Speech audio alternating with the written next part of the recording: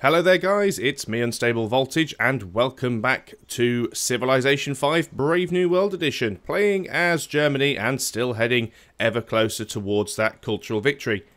Before I start with anything else, I wanted to let you guys know that there is a new Humble Bundle, a Sid Meier's Humble Bundle. Now if any of you don't know what the Humble Bundle is, it's basically a selection of games that go on sale periodically, and you, as the buyer, get to choose how much you actually pay for them. And the money is split partially between the developers and partially between a charity. Now you even get to choose how much it is split. Now you may think that this system can be abused, as you can choose how much you pay, and you could just pay the minimum, which technically is 1 cent or 1 penny if you're in the UK, or I guess 1 cent if you have the euro. But to be honest, you really need to pay a minimum of $1 to get the Steam keys, because all of these games usually give you Steam keys. And it is true, they do get abused and some people do pay the minimum. But what you get is usually worth far, far more.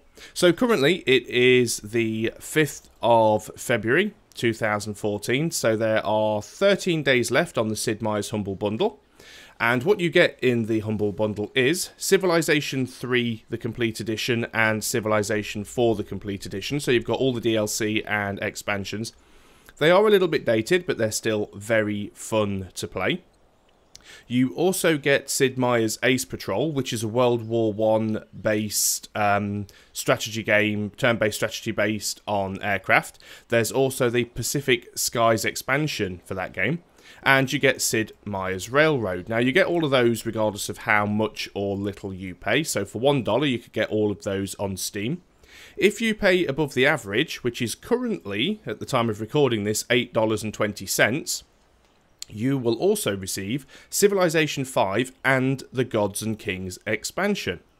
If you pay over $15, you will get all of the aforementioned, and you will also get the Brave New World expansion.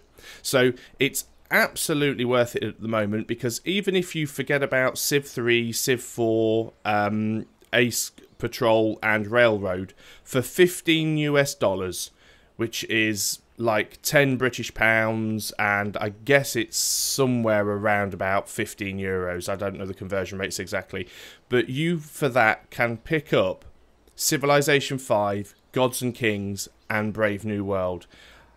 Normally the Brave New World expansion pack on its own is about $30. Unless it's on sale, and even then it only tends to go down to half price, so it would be $15 just for the expansion. So that is really good value. I'll put the link below in the description for the video. So if you don't have Civ 5 already on Steam and you want to pick up Civ 5 with both expansions for $15, obviously you can pay more if you want to, it's your choice, but that's a really, really good way of getting that. So go and check that out. So before I waffle on any more, let's continue with the next turn.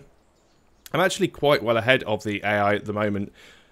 There's always a point when I start a game where I think to myself, there's a chance I might lose this one, but I'm not really worried anymore. I think we're actually good.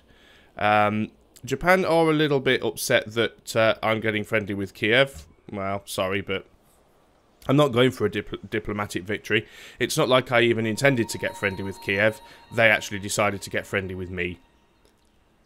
There has been a little bit of a change down towards the bottom of the score table. Obviously, Dido has dropped down quite considerably, though that's mainly because she lost her capital city. And we have just managed to research... I saw what it was, and then I instantly dismissed it and forgot what it was. It was windmill, so economics. So we've just finished economics. So we can now build windmills, which is great because it gives us some extra production in cities, providing it's on a hill. We get an extra 1 gold from camps. We get extra 1 gold from customs houses. We can't have polders because that's something that is specific to playing as Holland. And trading posts give us an extra gold as well. So that's all very, very nice stuff. What is the gold situation at the moment? 128 gold per turn coming out of Berlin. Only 20 from Hamburg. Munich is putting out 51, which is quite decent actually. This is going to be our gold city. Now, admittedly, it's not doing an awful lot at the moment, but still, it's not terrible, is it? To get 26 gold from Cologne, considering how small it is, and a measly little 6 gold coming out of Frankfurt. Okay, well, we don't have an awful lot more to do on this turn. Now, you will have noticed some of my cities do have slots for specialists, which I haven't filled yet. But the more specialists you put in slots, the more you take away people from working in the fields. And it's fine when you've got a city that's got like 26, 27 plus population. But we're not kind of at that point yet. And we probably won't get to it, because I can see this actually being a victory long before we ever get into those kinds of numbers. So Songhai have... Oh, there's my voice breaking. See, I've still got this cold. The Songhai have stolen the secrets of machinery from us. We're going to have a word with him about that. I can't remember if he's stolen from me before. Doesn't say that we've forgiven them for spying. Contested borders, I don't know how that works, because I don't think we're close together. Oh, no contested borders. That's me just not being able to read, apparently. And they have early concerns about the warmongering. So we'll let it slide this time. If I catch them doing it again and remember that it's the second time, then I will be a little less amused by that. So China's still spreading quite aggressively. China has this little island down here, which is quite close to us, but they're more of a problem to the Iroquois than they are ourselves. They've colonised these two little islands up here at the top, and so have the Romans. They're definitely expanding. And then China's got all this little chain of islands out here. But still, we're not really getting into wars with people. At least now that I've stopped declaring on Japan, so we might be okay. So what are we going to do at Cologne? Well, we said we wanted to get things here that improved the gold, but we also obviously want to increase the rate at which it grows so we can work all of the tiles. It's not doing terribly poorly at the moment. We could get an extra 1 production and an extra 1 gold from sea resources if we built a seaport. And we could also get better production from windmills. But I think what we're going to go for at the moment is the Hansa, which will give us the an extra 25% gold, which is the main thing. So let's get that built.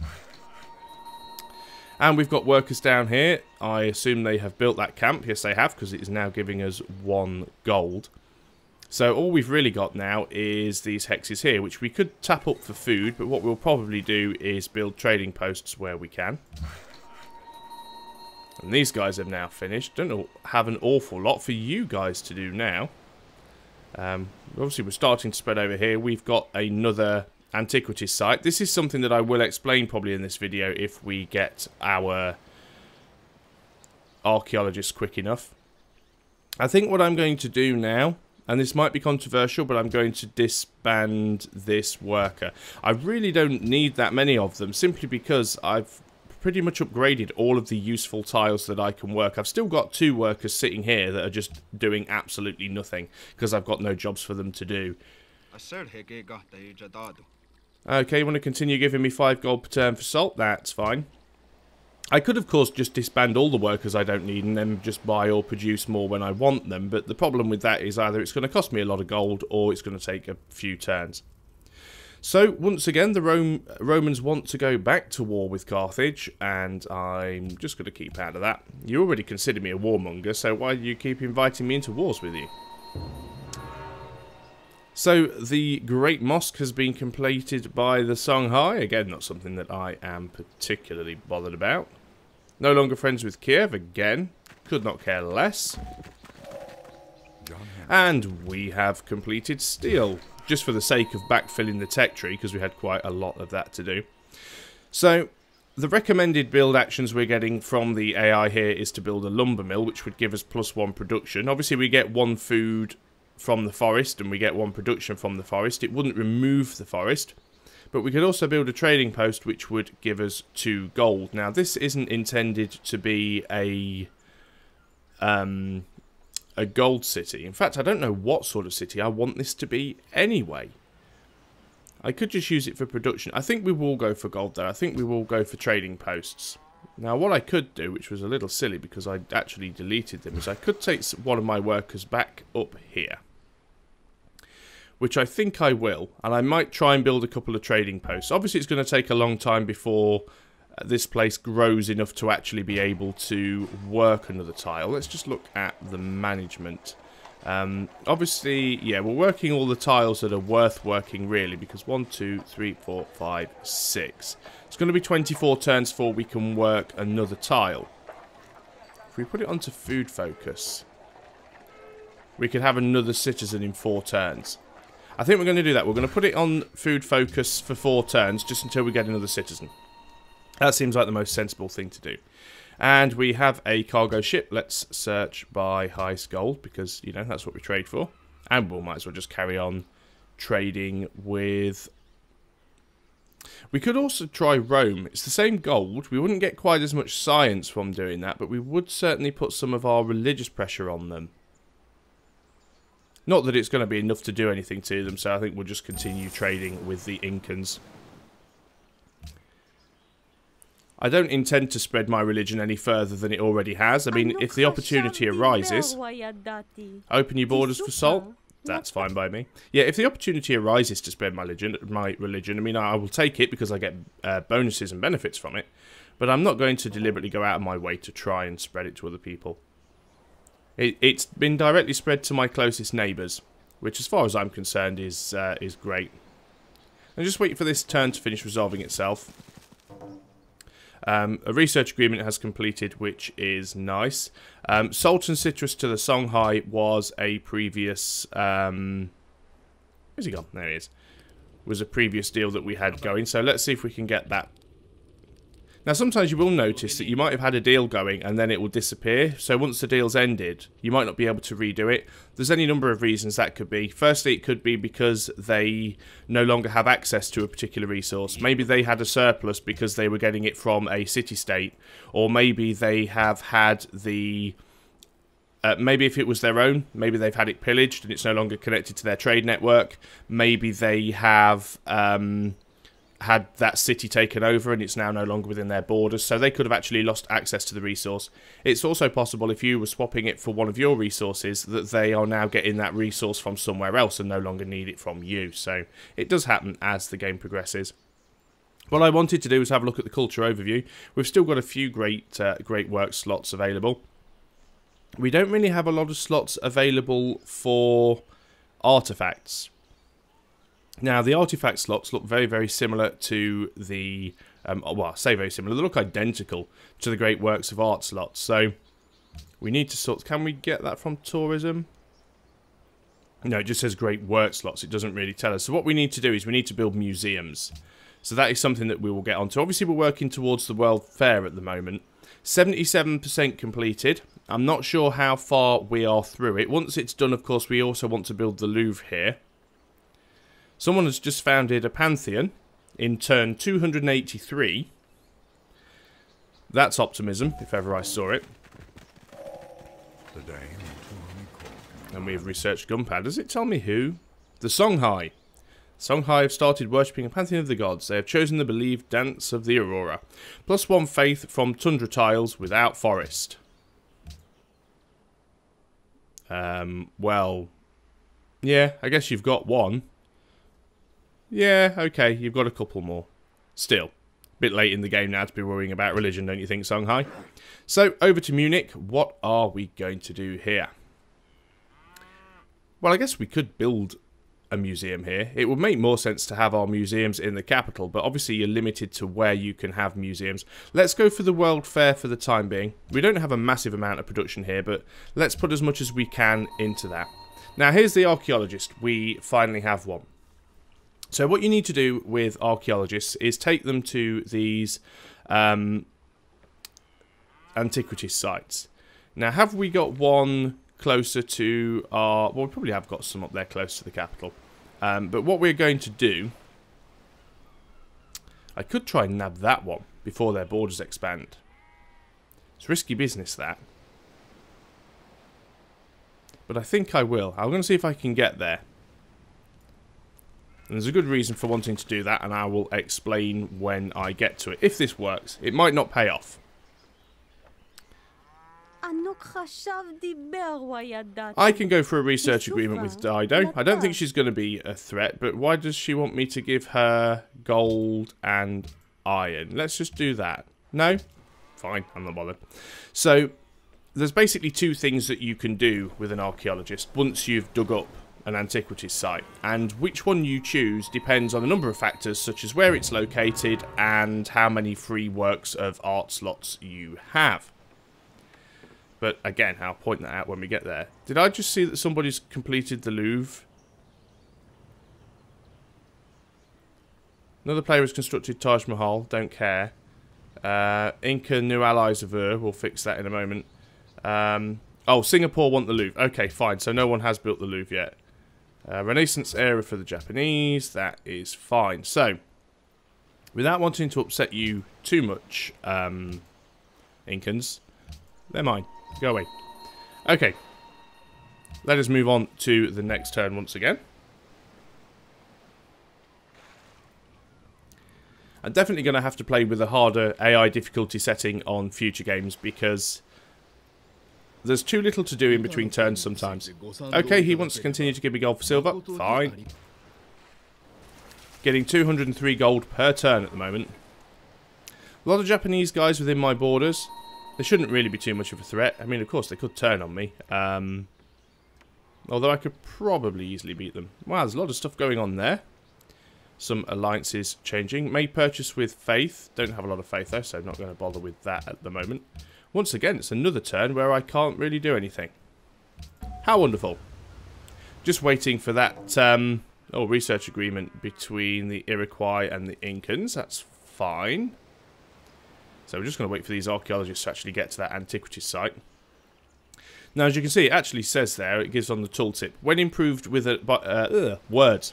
When improved with an archaeological dig, an antiquity site can yield an artifact that can be placed in a great work of art slot or be transformed into a landmark improvement. So those are the two options you have. So we've got a great writer, whoop-de-doo, and we can instantly use him to create a great work because, as you can see, we've got a space, otherwise the button would be greyed out. Tourism currently on 40, so create great work. It is no use to blame. Puts us up to 42. I don't think we've actually got anything that we can do with great writings for a theme bonus, because we've got theme bonuses wherever we can. Now, how are we doing with the World's Fair? It's 100% complete, so at the end of this turn, that should actually fill itself out. Now, Cologne has actually grown one. What I'm going to do is I'm going to... I guess it would make more sense to do it on the tundra because we get food from there. I'm going to put those guys on the tundra and build a trading post. We might as well have as many things that give us gold as possible. Leave it on food focus for another 8 turns. That'll give us another population. Although if we then put it on to... Actually, let's do that now. Let's put it on to gold focus because we now have more mouths to feed. So the problem that you have is that you could end up with... you could end up losing food. You see, we get 2 food from this tile. They're choosing to work this tile. If we were working this tile instead, we'd hardly be gaining any at all. But we do actually want to work this tile. So what we're going to do, we will work this tile for now, just because we might as well let the city grow a little bit. But it could go into starvation, and it'll level itself out. I don't really need it to grow. I just need it to produce gold. So, World's Fair should be completed any second now. And we'll see who's actually won. Hopefully, fingers crossed it's me. It's not very often at this difficulty level the AI does throw a lot of its construction into it. And we did pick it very early on. It was pretty much the first thing that was pushed through the World Council. And the chances are that I do have more production than anybody else. And I did put my capital onto it. And there you go. As you can see, the Incans were in second place. And they only had less than half of what I'd put in there. And the Romans, half of that again. I mean, everybody had a go. Sometimes people don't even bother. So, the Iroquois and the Romans get a golden age. The Incans also get a golden age, but they get a free social policy. I get all of those, and I also get a culture increase by 100% for 20 turns, which is absolutely fantastic. So, we get a free social policy. Now, I said I probably wasn't going to finish exploration because I don't really need the Great Admiral.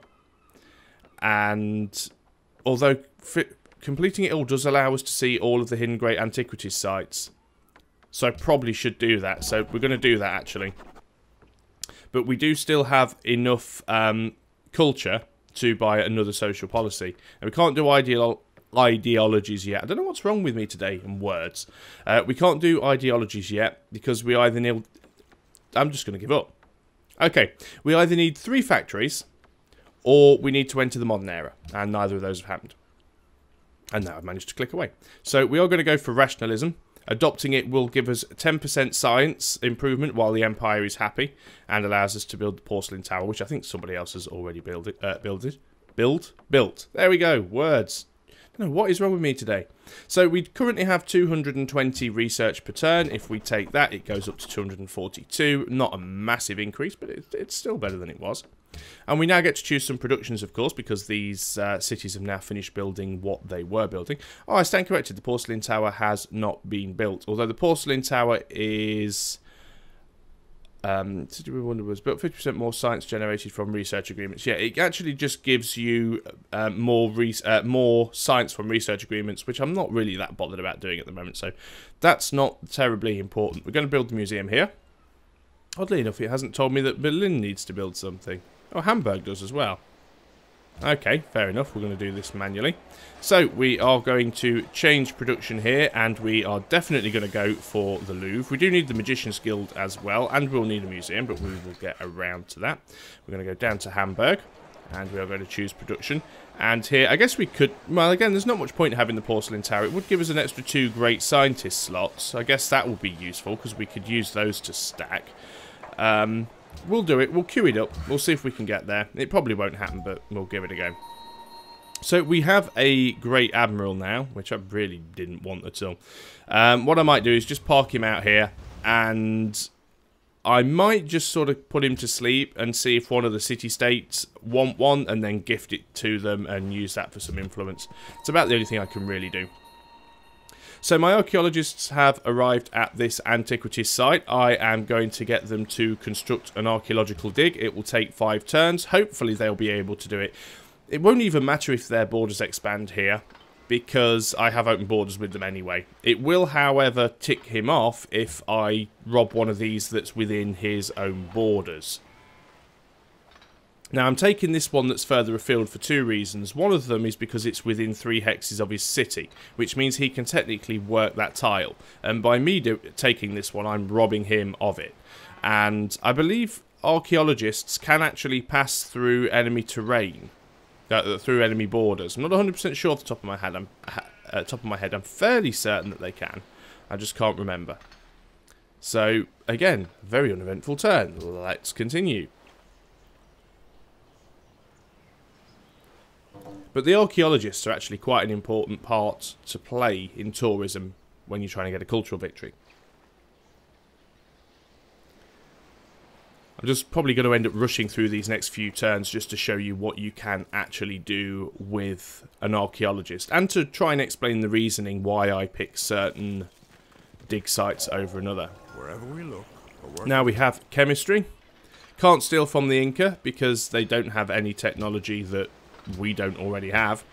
So let's go back to the espionage. In fact, what we want to do, if we just have a quick look at the demographics. Yep, we are top for literacy now, so trying to steal from somebody isn't necessarily a great idea. Still only 2nd in food to Rome, 2nd in soldiers to Rome. They have outgrown me a little bit, but not by much. We're not very happy. We're not a very happy civilization. I mean, we are happy, but not as happy as everyone else. So I'm going to recall that spy. And don't really know what I want to do with them. I think I'm actually going to put them in Kyoto as a diplomat, because there's nothing to steal, but he can actually keep an eye on the Japanese in case he decides he's going to try and attack me, which he could still do. We will see. So what are we going to research next? Well, let's have another look at the tree. Obviously we could go for... Why did we... Was there a reason we went for gunpowder, or were we just backfilling? What did we get from chemistry? Oh, mine production yield improved by 1. Manufactory, of course, quarry. Yeah, so we get some improvements there. We could go for fertilizers, of course, whereas things that actually give us food, give us more food, and could be useful. Industrialization, of course, would be very useful. Big Ben is a nice one to have because it gives us 1 culture and 4 gold, though not necessarily needed. We probably will go for industrialization, though. Yeah, we'll go for industrialization. We'll see if we can get Big Ben built. Every wonder that we can build that stops the AI from building one is a good wonder. And on to the next turn. So the Iroquois have denounced Rome. Didn't realise that they had anything sort of going on, but apparently they did. Japan has denounced Rome. It's probably because Rome are actually seen to be a warmonger, because they have now, might just say, they've declared war twice. I've declared war twice as well, but the Romans are also expanding.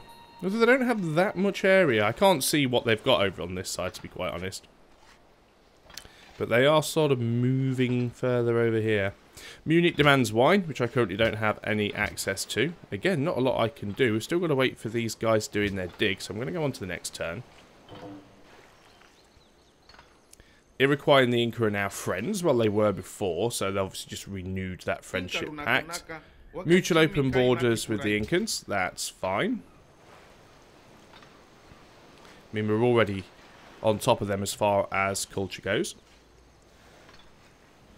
Is that dig site going to be finished yet? Probably be on the next turn. People moving around. City-states doing their thing. Barbarians doing theirs. And we can't lift it yet. So, yeah, cultural heritage sites. That was the one. That's what I went for. Which I think actually... I can't remember which one it does now. We'll see. Change production. This is at Cologne. So it's obviously built the Hansa now. So what should we go for next? What would be worth having here? Let's go for the aqueduct, actually. It will help in growth. Not by much, to be perfectly honest. Most of these things aren't necessarily worth having. +1 production and 1 gold from sea resources worked by the city. Well, we've only got 1 sea resource, so we'd get 1 gold and it'd cost us 2. So it's a little bit pointless. So I think we're just going to put this city onto wealth for now. And we don't really need to do anything else with it. It was mainly just so we could actually get silver. That's pretty much all we need. Also just realised that I moved those workers all the way up there. And I already had one up here that's just sitting idle. Which is the danger of putting workers on sleep mode. So I think what I'm going to do now is disband those guys as well. Don't really need them. We'll move those other guys down. You guys have now finished that. You can move across here. Obviously, we've got another antiquities site. Now, that's within workable distance of my cities. Okay, so my archaeologists have now finished their dig here, and I get this icon. And it basically tells me what was there. Now, it says it was a raised city. Now, a lot of these are made up. Sometimes these things do appear in places where there have been fights, either between two civilizations or between barbarians. So this is saying that this was a raised city by the Iroquois, founded by Sophia. Well, obviously it wasn't. So what we've got here, you always have one thing at the bottom. And that thing at the bottom is create a landmark improvement. When worked, a landmark provides culture based on its age, +1 culture per era older than the Civs' current era. Archaeologists will be consumed. So what that does, what create landmark improvement does, it takes whatever's on this tile, scraps it and builds a landmark. If your city works, that landmark, you get +1 culture per turn based on the difference between the era of the landmark and the current era. So this is ancient era, which is the very first era. So if you consider that we are now in the industrial era, and that's the ancient era, it would be 1, 2, 3. So to give us 3 culture per turn. Now obviously there's no point doing that because we can't work the tile. It's near the Iroquois land. So we actually have 2 options we can do. Maybe there was a city-state there actually and it got taken out. Because Sophia's a city-state. Interesting. I don't recall they took one out, but maybe they did. So we have 2 options. We could either create a Sophian artifact or create an Iroquois artifact. And that artifact will give us +2 culture and +2 tourism. So we're going to take the Iroquois artifact. Now obviously you can only do these ones if you have a free Great Work of Art slot. Now this is the problem that a lot of people have, and I used to do it myself, and this is something you need to avoid. When you can start making archaeologists, if you start by digging up the antiquities site closest to your cities, make sure you turn them into landmarks.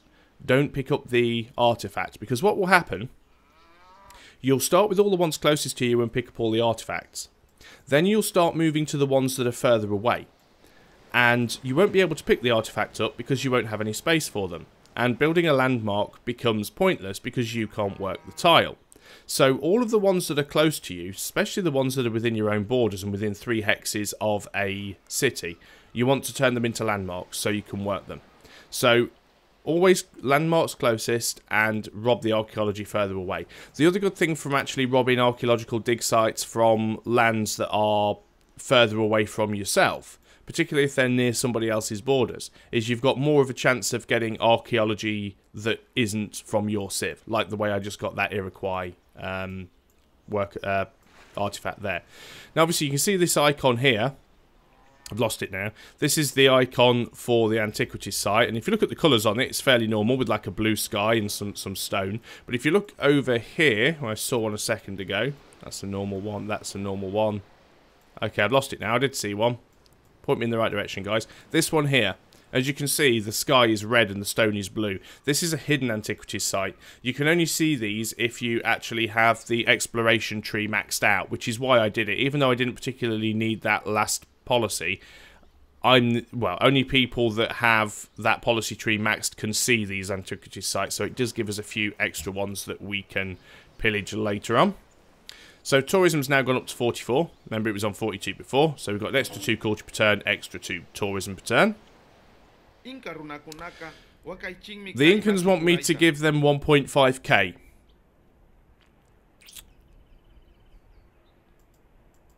Can I even click this box? Nope. We're sorry. I was going to put something really insulting in and just give him like 5 gold. Why does he need 1,500 gold? Don't think we'll be accommodating him there. So probably got time for another turn or two, and then I will end this video just so it doesn't go on for too long. We've met Yerevan. Wow. And Tyre. So obviously we're still doing some exploring. Let's go for another trading post down here. A lot of stuff went on that I'm not really all that bothered about. Let's get rid of that. Unit needs orders. Okay, you guys have now built that. Now if we just check where the city is working. It's not currently working, this tile. So we're going to unlock this one and put them there. Now obviously we're only generating 0.33 food per turn. We're not starving, but it's going to be 169 turns until a new citizen is born, so I don't think we have to worry too much about that, but it does give us a bit of extra gold. It's now up to 44 gold per turn. It's not too bad. Not too bad at all. So we're going to take that worker. There they are. And bring them back to the Empire. And we've got another turn we can, and I do need to also make some more archaeologists. I'm going to say I prefer to go it... I don't know now, actually. My original concern was that Rome was directing a bit of hate my way because we were friends with Dido. However, we do seem to have this sort of mutual alliance going on with Carthage, with the Incans, even with the Iroquois in Japan, via sort of third parties. So I think we will work together. If Rome have got a problem with it, they can take it up with my army, which is still bigger than theirs. No, it's not. Yes, it is. No, it's not. They do have a bigger army, but I have enough money to very, very quickly bolster my numbers, and I'm betting they don't. Yeah, there you go, you see. He's... you have made a declaration of friendship with one of their enemies. So that upsets him a little bit, but you know what? I really don't care. At this stage of the game, it's absolutely pointless to care. I don't think he's going to go to war with me. He doesn't really have anything near me, and if push came to shove, I think I could take him. So yeah, as I was saying, I do need to get a couple more archaeologists built. What have you taken me up here for? What do I need to see? Absolutely nothing at all. Let's carry on. Need to get a few more archaeologists built because there are loads of these dig sites. But what I really need to do is get some museums built, because museums will give me sites for the artifacts that I lift. The next one that I'm probably going to do actually will be down here and get make this one into a landmark. Now, landmarks will actually give you culture, which is very much worth having. And we've gone into another turn where we could actually do nothing. I'm not sure whether it's a sign of bad play or good play. Maybe it's... I mean, I don't even have a lot of my stuff automated. Mutual open borders, I thought we already had. I think maybe it's good play because I've done everything that I can do and everything that I need to do, and I've done it so efficiently that I don't need to have to constantly click things and queue things up and change things on every turn. I mean, sure, I could probably do a little bit of messing around and tweaking between turns, but I really don't need to. So we've progressed in era, and the World Congress welcomes city-state, so now you get extra votes for city-state allies, and we've met Budapest. Obviously not playing for a diplomatic victory, so that's not all that important. Yerevan has declared war on Dido. They're probably an ally of Rome, which is most likely what has caused that. Choose host. Now, obviously Rome is going to become the host here because they have 11 votes, so they're probably playing towards a diplomatic victory. There's no way we can outvote them. Whenever it comes to choosing a host or choosing a world leader, everyone always votes for themselves. The most I could hope to do, if I had enough votes, which I don't, the most I could hope to do would be to put my votes onto somebody else. So maybe if somebody had 7 votes, I could vote for them, and then they would get in over Rome. So I'm going to vote for myself. There's no real point in doing it, but might as well. Let's get that over and done with and out of the way. Production down here at Munich. Well, as I said, we are going to work on another archaeologist. We finished our museum. Gives us a great work slot. These workers have now arrived up here. Again, there's not an awful lot you can do, so you're just going to go to sleep for now. Just eat away at my gold reserves while you do nothing. Cargo ship is... Right, where were you going before? Or is this a new one that we've produced? You were going to Machu for 19 gold per turn. I think you're actually going to go to Rome now. Not currently at war with them. But neither did we have trade with them before. Remember, with our influence by player, we actually get 40% bonus from trade routes between civs. Well, we didn't actually have a trade route with him. And now we do. Now, weirdly enough, our tourism over Rome is falling. And it's the only person that it is falling. We're rising slowly with China. Obviously, we need to get a trade route with China ASAP.